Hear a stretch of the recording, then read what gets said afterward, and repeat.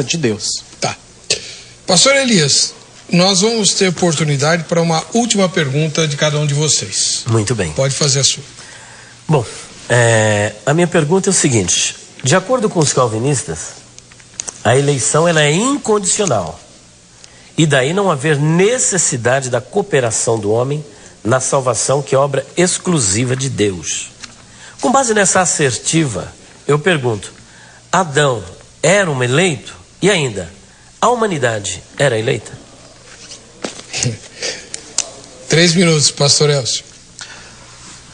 Adão comprovou o fato de ser eleito porque Deus operou na sua vida. Hebreus 11 fala que ele é um dos heróis da fé. Depois Deus cuidou da sua redenção. No caso aí, ele pecou, ele escolheu desobedecer a Deus, tá certo? Ele escolheu desobedecer a Deus, mas o próprio Deus então tratou disso. Ele foi lá e providenciou então o sacrifício necessário para que ele pudesse então acertar as contas com Deus. Ele é citado como um dos heróis da fé. Então Adão, a evidência fala que ele era um eleito, tal qual o filho dele já é dito no Novo Testamento como um não eleito, né? Caim, por exemplo, que era do maligno, é citado assim. Abel é dito como um salvo, que fala o sangue de Abel clama até hoje. Então, nós vemos essas afirmativas no Novo Testamento assegurando a condição. O que vai, na realidade, é que você está começando, né, lá do Antigo Testamento, mas pressupondo depois até agora. Mas, veja bem, o que vai declarar se alguém era eleito ou não é o final, né? E o Novo Testamento fala que Adão era eleito, afinal de contas. E a humanidade? Humanidade, não, isso é óbvio no Novo Testamento. O Novo Testamento é claro que Deus, desde a fundação do mundo, né, elegeu que Deus, isso tem a ver com a onisciência de Deus, porque Deus sabia tudo, tá certo? Deus sabia que Adão cairia, então ele elegeu, tá certo? Aqueles que ele elegeu, tá certo? Alguns dentre a humanidade, e entre a humanidade alguns foram assegurados que creriam. Aquilo que foi colocado antes, né?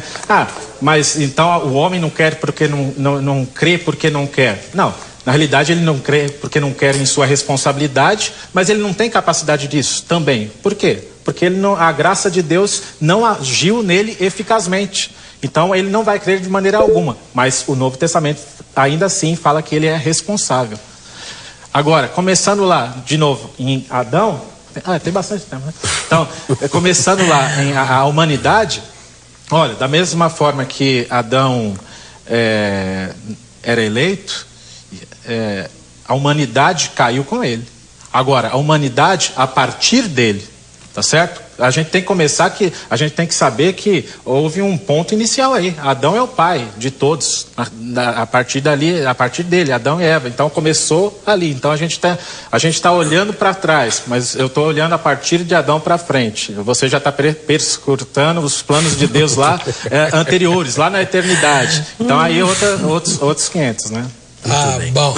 Pastor Elias, seus comentários. Olha, a cada vez mais eu estou saindo daqui convicto de que o senhor é um arminiano e não sabe. Não, senhor. Olha, bem-vindo novamente ao arminianismo. Bom, claro primeiro... claro que não. Bom, em primeiro lugar, eu gostaria de saber onde está. O senhor disse que em Hebreus 11 está escrito que Adão era um herói da fé e um eleito. Essa passagem não existe na Bíblia. Com todo respeito, pastor e professor... Não existe essa citação na Bíblia de que ele é um eleito. As alusões feitas a Adão no Novo Testamento é sempre ele como pecador. Por um homem entrou o pecado no mundo e pelo pecado a morte. Depois Paulo, fazendo alusão em 1 Timóteo capítulo 2, a partir do versículo 9 até o versículo 15, falou: não foi Adão quem pecou, quem foi enganado, mas Eva caiu em transgressão e levou Adão ao pecado. Sempre a alusão feita a Adão é de um pecador e nunca de um eleito e nunca de um herói da fé. Essa passagem ela acabou de ser criada também. Então precisa ser provada essa passagem. Segundo, o senhor disse que a humanidade caiu com ele. A minha pergunta é: só cai quem está em pé. Uma pessoa que já está caída não tem como cair, é uma redundância. Se caiu é porque um dia esteve de pé. Terceiro ponto, O senhor disse, Adão era um eleito. Ora, se Adão era um eleito, e a humanidade estava nele, não tinha como Adão ser eleito e a humanidade não ser eleita, uma vez que ela estava nele. Porque se disser, não, a humanidade estava nele só quanto ao pecado. Ora, quer dizer que para pecar, a humanidade estava nele.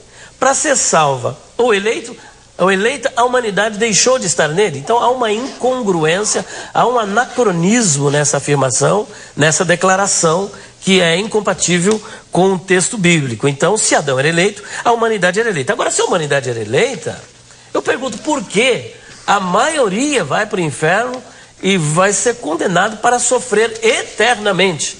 É uma questão que precisa ser respondida. Outra, o senhor acabou de confessar que os que foram eleitos de acordo com a onisciência de Deus, segundo a presciência de Deus. E não é justamente essa a confissão arminiana? O que é que falta para eu dar para o senhor o bem-vindo ao mundo dos arminianos? Pastor Elias. Vamos lá. Pastor Elcio, o senhor também tem direito a uma pergunta última para o pastor Elias. Pode fazer. Muito bem. Bom, primeiro eu não falei de presciência, falei de onisciência. Tá certo? É diferente. Mas já que foi nessa base, então qual seria a base da eleição?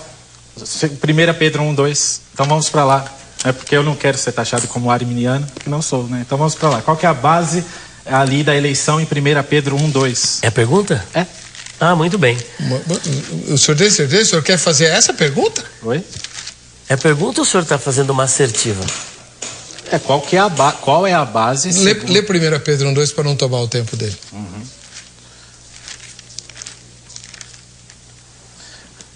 1 Pedro 1:2, eleitos segundo a presciência de Deus Pai em santificação do Espírito para obediência e aspersão do sangue de Jesus Cristo, graça, paz vos seja multiplicado.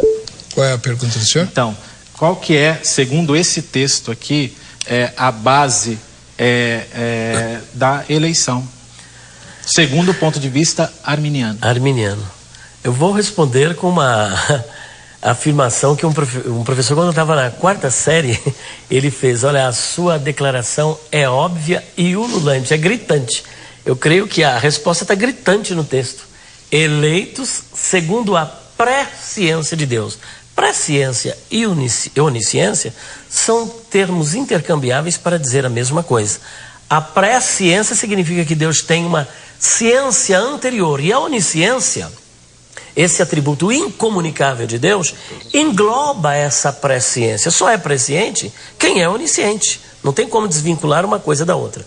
Portanto, aqueles que Deus, na eternidade, previu que creriam, e o senhor até chegou a fazer essa confissão, que creriam, esses foram eleitos.